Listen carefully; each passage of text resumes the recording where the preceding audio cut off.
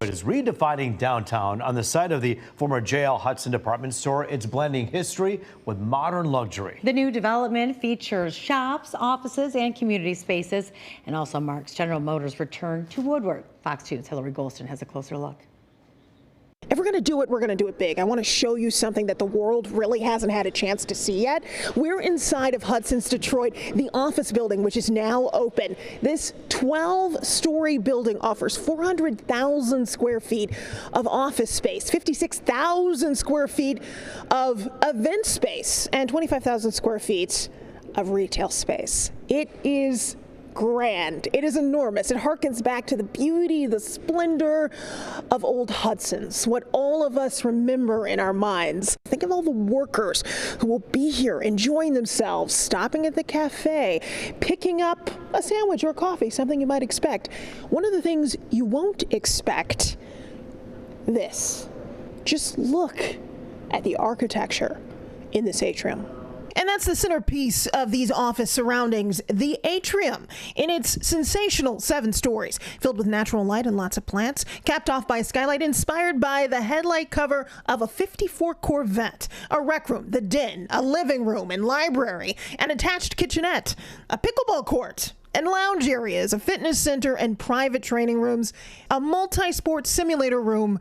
All of this years in the making. This site is important for a lot of ways, and when Dan Gilbert brought his company down here over a decade ago, this was one of the first sites that we looked at for doing something important. At that time, the site was an underground parking garage, and so figuring out what to fill this site with was super important for us, and that ultimately became what you see before you, an office building with events, with retail, a tower with residences.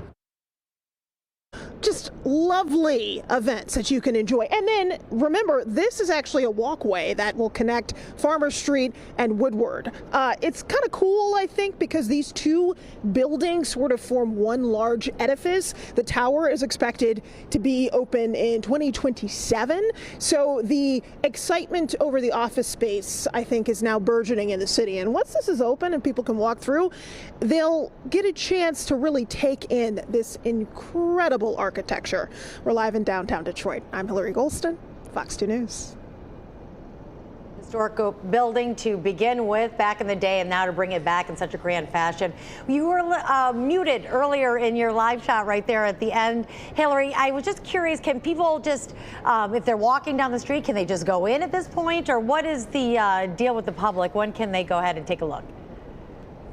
So the office space, you've got all of these tenants who are now moving in. You know that the big headliner there is General Motors. But this area, once it opens up, where I am, Nick Gilbert Way, what you're going to see is people being able, as you can probably see right now with this tour, folks walking right on through. Now, again, it's not open right now, but eventually it will be. And this is going to connect Woodward to Farmer Street. I'm not sure if you saw that. They can wave at the camera.